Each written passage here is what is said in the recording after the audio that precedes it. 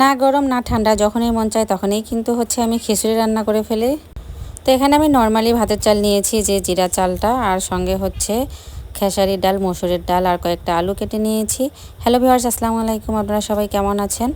আলহামদুলিল্লাহ আমি ভালো আছি। তো আজকে হচ্ছে একটু দেরি করেই ঘুম থেকে উঠেছি, তাই হাতে মাখিয়েই আমি খিচুড়িটা একেবারেই বসিয়ে দিলাম।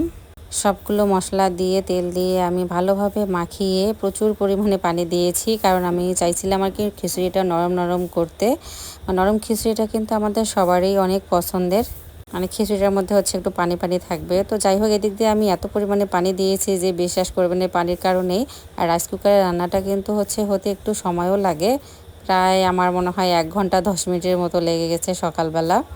এমনিতেই উঠেছি ঘুম থেকে দেরি করে, তার উপরে হচ্ছে আমার ছেলেকেও নাকি অনেক ক্ষুধা লেগেছিল। আর আপনাদের ভাইও আজকে বসেছিল, ওকে বসিয়ে রেখে আজকে রান্না করেছি।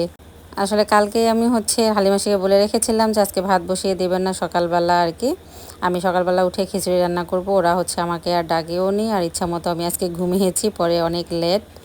শুক্র শনিবার হলে কিন্তু এরকমটা হয়, একটু আমি ঘুম থেকে দেরি করে উঠি। আর এদিক দিয়ে হচ্ছে এখন আমরা কাঁঠাল খেয়ে নিচ্ছি, কারণ অনেক ক্ষুধা লেগেছে। আর ওদিক দিয়ে খিচুড়ি হচ্ছে, হালিমাসি আবার কিছু জাম কুড়িয়েছে, ওগুলো ঝালা করলো। আর এদিক থেকে আমাদের আদিয়ারিরা তো ধান নিয়ে আসতেই আছে। এই ধানের কাজ যে আর কতদিন থাকবে আমাদের, আসলে নিজেরাই আবাদ করলে মনে হচ্ছিল যে একেবারে ধান সব কিছু সিদ্ধ শুকান প্লাস যেভাবে শুকিয়ে গোলায় তুলতাম, কিন্তু যেহেতু আমরা আদি দিয়েছি সব জমি, তাই যে যেদিন মন চায় ওরা ধান মাড়াই করে সেদিনেই কিন্তু নিয়ে এসে আমাদেরকে দেয়। পরে হচ্ছে এগুলো আবার শুকায় হচ্ছে জাত করে রাখতে হয়।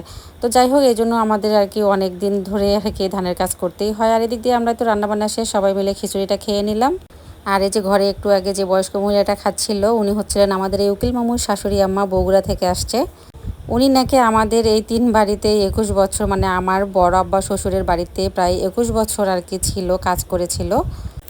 আর এখন উনি বগুড়ায় ছেলেদের কাছেই থাকে, তাই কিছুদিন আগে হচ্ছে উকিল মামু গিয়ে নিয়ে আসছে অনেকদিন পর। আর এদিক দিয়ে হঠাৎ বৃষ্টি আসায় দেখেন সবাই ভিজে কি অবস্থা আমাদের ধানগুলো উঠাতে গিয়ে।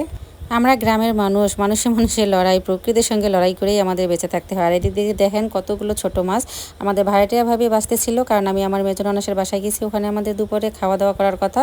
তো বাচ্চারা সবাই আগে খেয়ে নিয়েছে, আর হচ্ছে আমার মেজো ননাসের শ্বশুর শাশুড়ি আম্মা, ওনার হচ্ছে দেবরের ওয়াইফ, আর হচ্ছে ওনার ছেলে মেয়ে, সবাইকে ওনারা দাওয়াত করেছে। আজকে ওরা খাওয়া দাওয়া করলো ওখানে।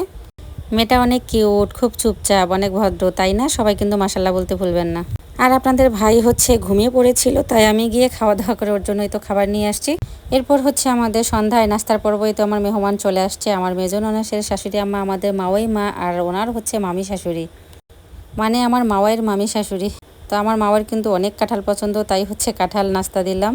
আর এদিক দিয়ে আমি রাতে রান্না করার জন্য চলে গেলাম, মাছ আর সবজি রাতে রান্না করব, আর আমার তরকারি রান্না করাই আছে, তো রাতে এগুলি দিয়েই মেহমানকে খাইতে দিব। দুপুরে বড় খানা হয়েছে, তাই ভাবলাম যে রাতে একটু সিম্পল কিছুই রান্না করি। সবজি দিয়ে মাছ রান্নাটা আপনাদের কাছে কেমন লাগলো অবশ্যই একটু কমেন্টসে জানাবেন। আজকের ভিডিও এই পর্যন্তই, সবাই ভালো থাকবেন, সুস্থ থাকবেন, আল্লাহ হাফেজ, শুভরাত্রি, আসসালামু আলাইকুম।